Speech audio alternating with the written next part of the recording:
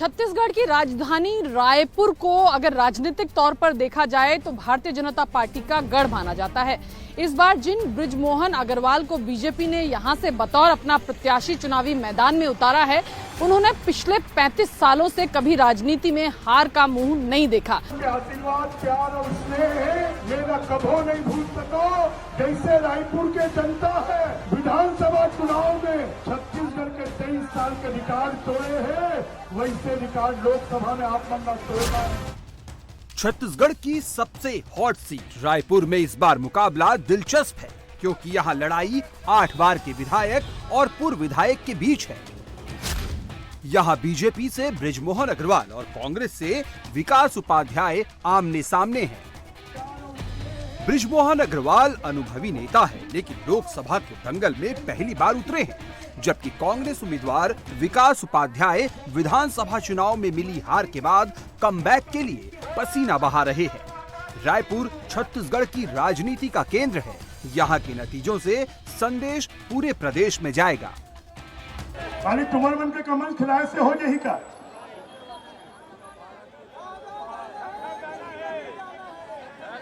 घर घर जाना है, गली गली जाना है, अपन दाई महितारी ना समझाना है, अपन श्याम ना समझाना है, अपन बहू ला समझाना है, अपन सास ला समझाना है, अपन मिताल ला बताना है, अपन भाटो ला बताना है, अपन बहिनी ला बताना है, अपन बेटी ला बताना है, अपन बेटा ला बताना है। क्या बताना है?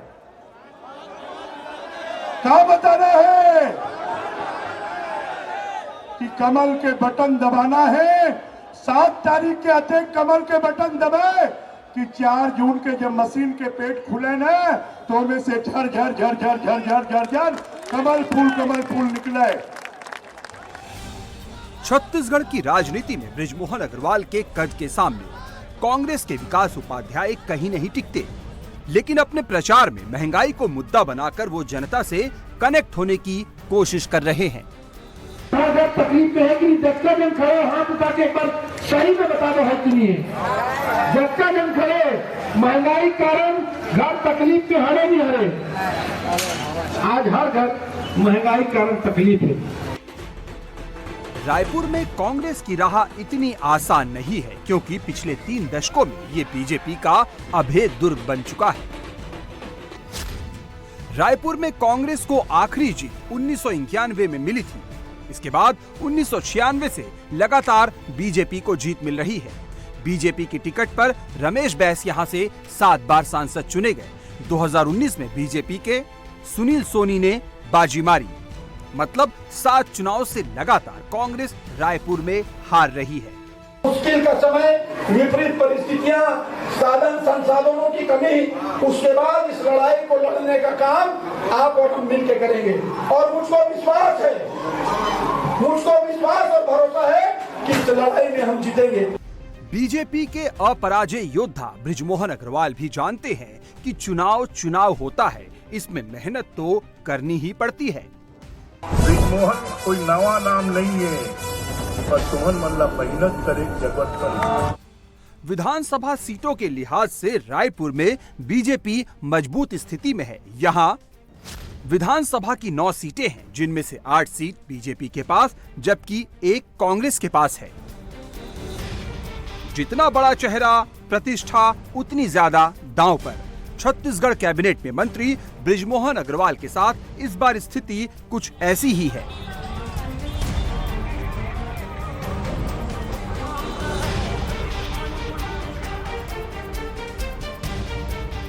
एबीवीपी से अपनी राजनीति शुरू करने वाले बृजमोहन अग्रवाल 1990 में एमएलए बनकर विधानसभा पहुंचे। उस समय वो छत्तीसगढ़ के यंगेस्ट एमएलए थे और 1990 में ये सिलसिला शुरू हुआ और 1990 से साल 2023 तक बृजमोहन अग्रवाल एक भी चुनाव नहीं हारे। रायपुर से सांसद कौन होगा, इसका फैसला कुछ हद तक यहाँ के कास्ट इक्वेशन पर भी डिपेंड करता है। रायपुर में कुर्मी, साहू और सतनामी समाज ही तय करता है कि यहाँ से संसद में कौन जाएगा। कास्ट इक्वेशन के बावजूद बीजेपी ने वैश्य तो कांग्रेस ने ब्राह्मण चेहरे पर यहाँ दांव लगाया है।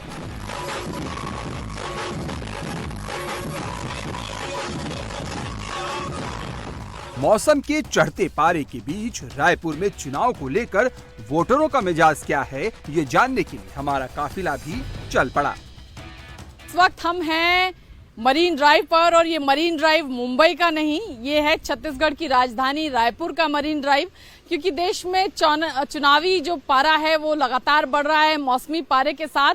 और रायपुर लोकसभा क्षेत्र में आज हम जनता से जानेंगे जनता के मुद्दे क्या हैं।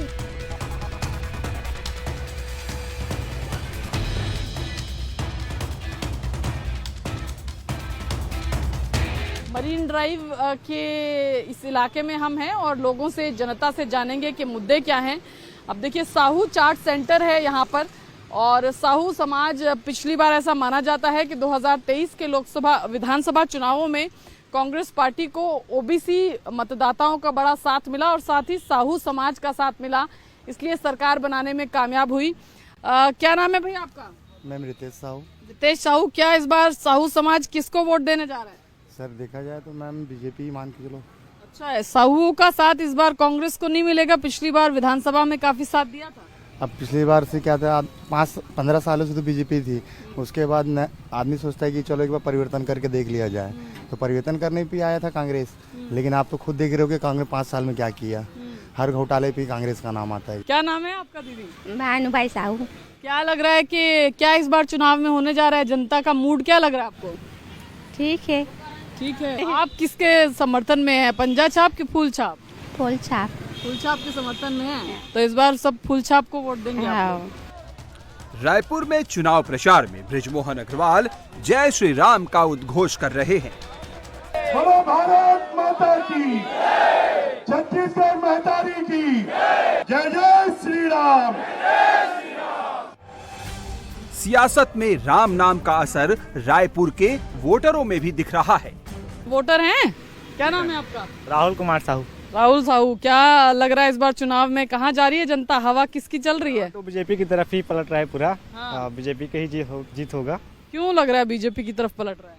अब राम मंदिर के बनने से ना पूरा माहौल जनता उसी तरफ पलट गया है, इसलिए लग रहा है कि बीजेपी का ही इस साल भी डंका बजेगा ऐसा करके। बताइए हवा किसकी चल रही है छत्तीसगढ़ में, किसकी, कौन बनेगा? कहते हैं सबले बढ़िया छत्तीसगढ़िया, किसको जिता रहा है छत्तीसगढ़? बीजेपी जीतना चाहिए। बीजेपी जीतना चाहिए, क्यों?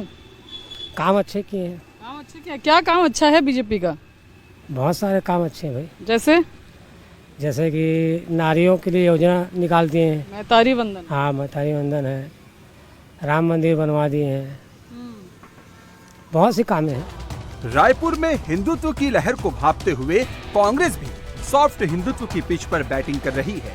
कांग्रेस उम्मीदवार विकास उपाध्याय यहाँ रोजगार और विकास का मुद्दा तो उठा रहे हैं, लेकिन हिंदुत्व वाली छवि दिखाने का भी कोई मौका नहीं छोड़ रहे।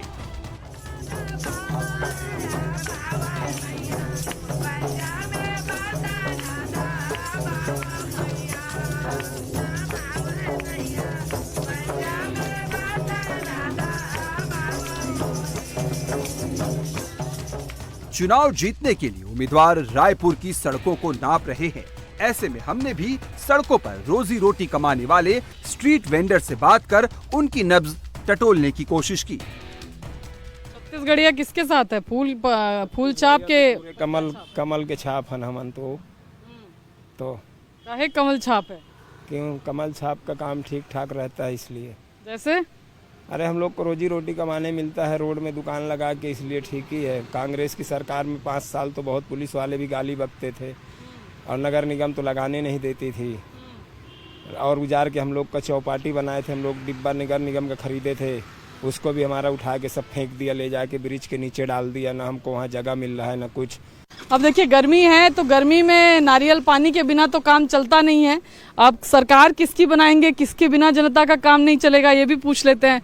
क्या लग रहा है किसकी जनता सरकार बनाने जा रही है इस बार 24 में? इस बार तो लग रहा है मैम कांग्रेस लग रहा है। क्यों?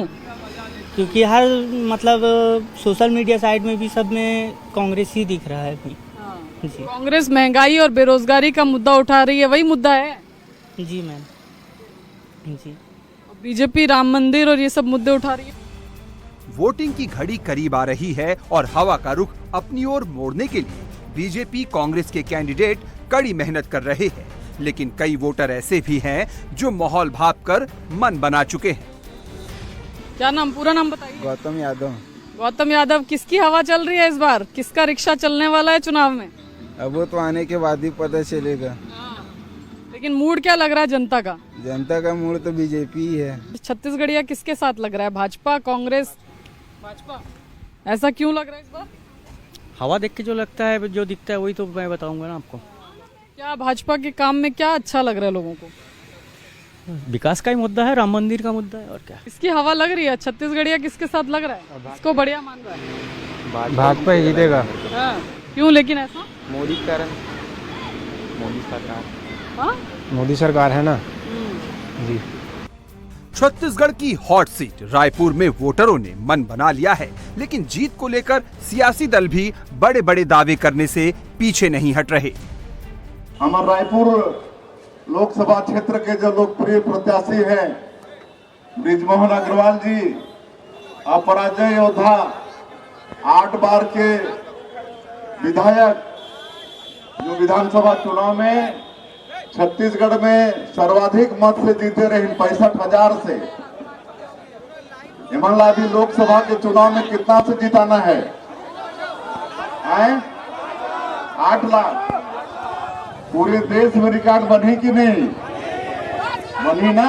इस प्रकार से रावण के पास बुद्धि, धन, यश, कीर्ति सब थी, लेकिन एक चीज और रावण के साथ में घमंड था।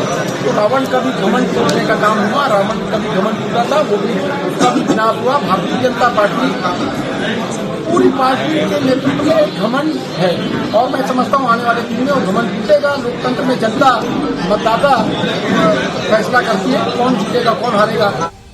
रायपुर में तीसरे चरण में 7 मई को मतदान होगा, मतलब 5 मई की शाम यहां चुनाव प्रचार थम जाएगा। ऐसे में अपनी साख को बचाने के लिए बीजेपी और कांग्रेस के उम्मीदवार धुआंधार प्रचार में जुटे हैं। ये एक बहुत कठिन सीट है, बीजेपी का दशकों का गढ़ है, लेकिन कांग्रेस पार्टी ने एक युवा नेता विकास उपाध्याय को सीट पर उतार करके ये कोशिश की है कि कांग्रेस पार्टी मजबूती से सीट पर अपना दावा पेश कर सके।